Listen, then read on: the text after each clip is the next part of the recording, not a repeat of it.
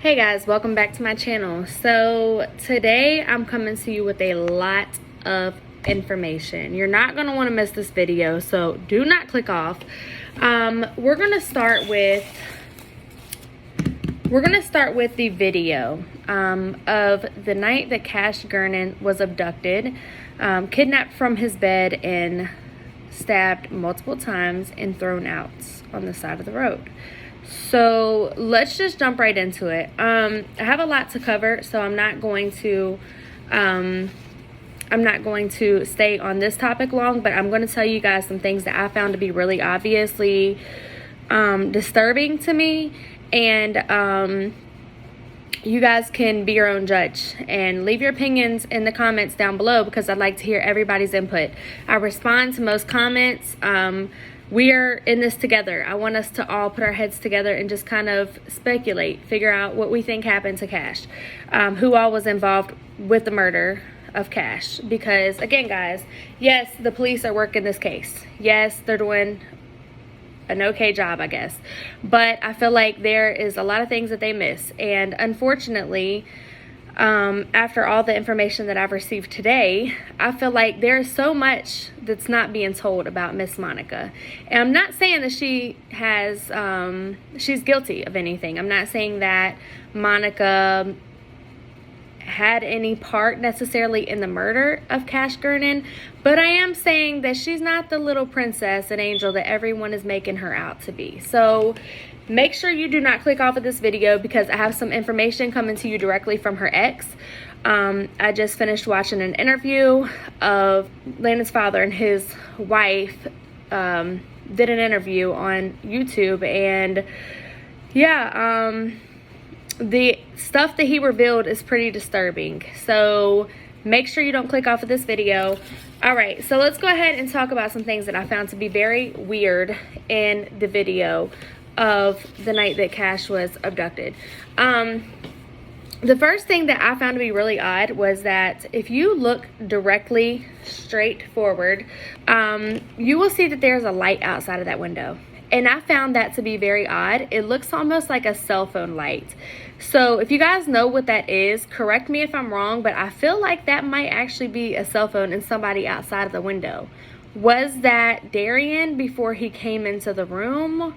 I think that that light outside of the window actually happened before Darriyan came in the room, but I could be mistaken. But even if he was in the room, that makes it look even more suspicious, because that could mean that someone was outside of that window while Darriyan was getting ready to kidnap Cash.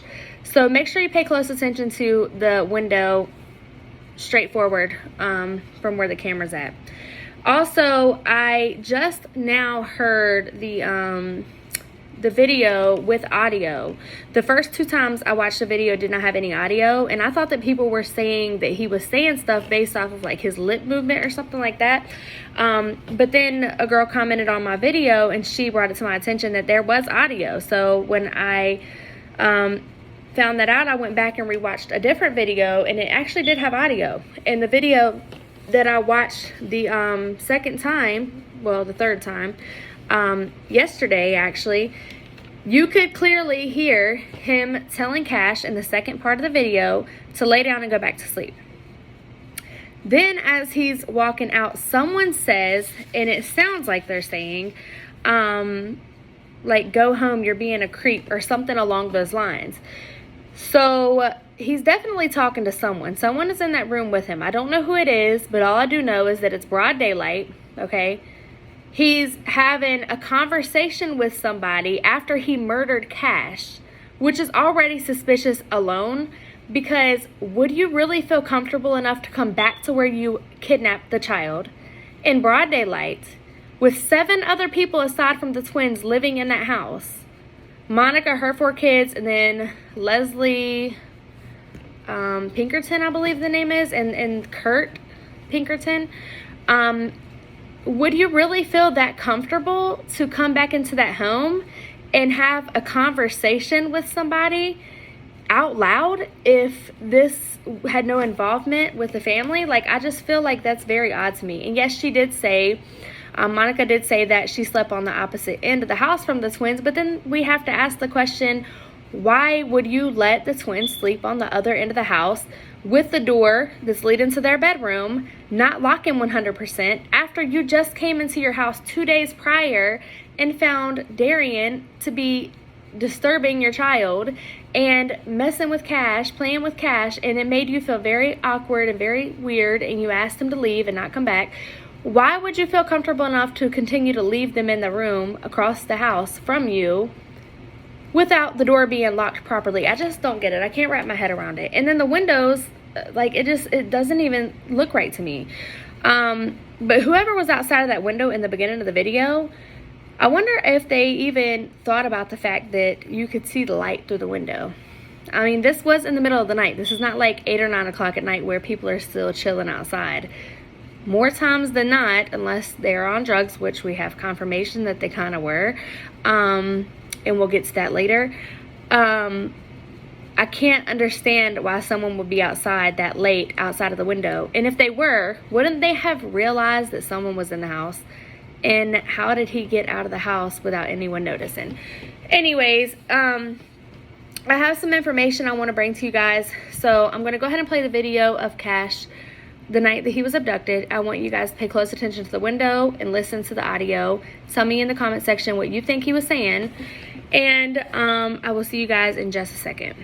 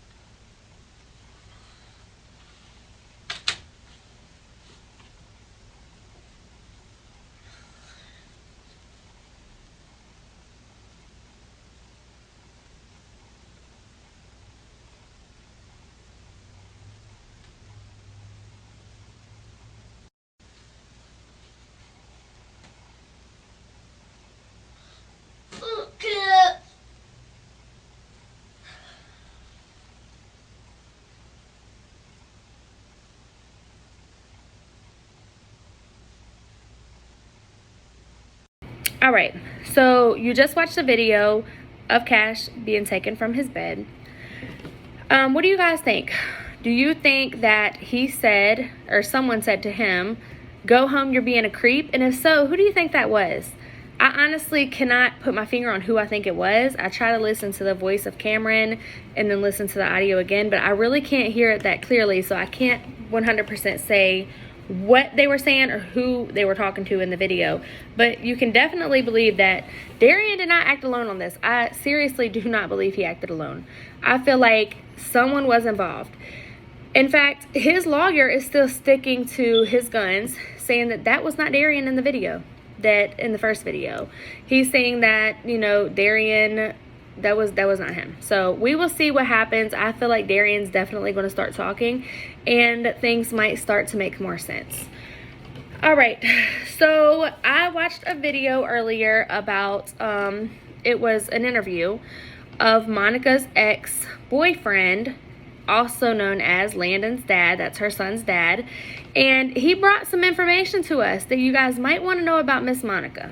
So again, I'm not saying that Monica is guilty of anything. Monica has not been charged with anything that I'm aware of related to Cash's murder. But she doesn't have the cleanest record when it comes to her past. So let's just kind of talk about that, and I'll tell you guys what her ex said about her. Now remember, this is coming directly from someone who lived in the same house that Cash was abducted from. This is coming from someone who spent a while with Monica, even has a child with Monica, and his child was in Monica's care at the time that Cash was murdered, and someone who really knew her a lot better than most of us do on YouTube. So I'm not going to say any names. I don't even think that they mentioned his name, probably because he doesn't want everybody to know exactly who he is. I don't know. Maybe they did mention the name. I just wasn't paying that much attention. So he did say that Monica was a good mom. He said that, you know, the whole time he was with her, before he got with her, while he was with her, after he was with her, he said that he always believed that she was a good mom. She was never abusive to her children, and he has never been concerned with his child being in her care, which is definitely a good thing, okay? So it does say something good about Monica there. But he did also say that she never really worked. She never really held a job. Monica just kind of stayed home with the kids, I guess, for the vast majority of her life that he's aware of. He said, although she didn't work much, he knows that there was one time she did work at Walmart for about a month, but that didn't last long, so yeah. He also said Monica didn't cook much. She used to microwave a lot. He actually said that. So he said she wasn't much of a cook, but her kids were taken care of, according to him. Now, he did reveal that she was on drugs. I didn't recall the part of the video where he actually said which drug it was. He was on speakerphone in this video, and you couldn't hear everything 100%, so I didn't hear exactly what drug it was, but he did say that she would shoot herself up, or other people would shoot her up with a needle in her veins, and that she would shoot other people up as well. So I'm assuming heroin or something along those lines, because, I mean, there are other drugs I guess you can shoot up, but I'm not very familiar with all of those because I don't do drugs and I don't really associate myself with anybody who does. So I'm assuming probably heroin, and maybe meth. I thought that someone said that she had been charged with that before. Excuse that, that's pen writing from where I was writing on my notes. So he also said that Monica claimed that she was abusive. She was very abusive towards him. He said that she was not abusive towards her kids, but she was very abusive towards him, and she had a very short temper. So he said that that's actually one of the biggest reasons that he ended up having to leave Monica, is because it was getting worse, and she was just very abusive towards him physically. He claimed that Monica was an attention seeker and she was hungry for sympathy. He even claimed that Monica would get mad at him for playing with the kids and giving them more attention than he was giving her. That right there threw up a big red flag for me, because is that could that be what happened in this case? I don't know. Like, I mean, maybe she wasn't getting the attention she wanted from Trevor. I'm just speculating, so don't come for me. But, you know, I mean, you have to wonder if she would get mad at you for giving more attention to the kids than her. That is extremely petty, for one. You should be happy that he's good with the kids and he's given attention to the kids. Put yourself aside for a few minutes and realize that, you know, they're children. They need love. They need attention and affection, just like we do, but they need more of it because they're children, right? But she would not like that. She got mad about that and didn't like the fact that she was getting less attention than the kids was. So he even claimed that one time when he was giving more attention to the kids than her, that she actually picked up a pack of Oreos and threw them at him and the milk. So she seemed to be very upset when she was not the main one getting attention. So that's a little bit suspicious to me, because people who act that way and who are short-tempered and physically abusive, you gotta watch people like that. I'm just saying. He also claims that CPS had been called on Monica numerous times. He wasn't aware of who called them, but prior to Cash's death, he said that CPS, Child Protective Services, was called to Monica's house numerous times because she would fight with everybody. He claimed that she was always fighting and she was always having issues with somebody, and he claimed that that's probably why CPS was being called so often on Monica, is because of her drama queen status, I guess. He didn't exactly say that, but, you know, if she's always starting fights, then it's kind of what she might be. So there was this one instance, and I wanted to bring this to everybody's attention because, as we all know, Darriyan is not Caucasian. Darriyan is African American. I haven't seen his parents, so I don't know if he's biracial, but he is kind of light skinned, but he is definitely African American. And apparently Monica was known for throwing around racial slurs. So Landon's father claimed that one time, I guess he was living with Monica at this time, and his best friend came over to where they were at with his girlfriend, and Monica used her phone for something but didn't want to give it back when she asked for it back.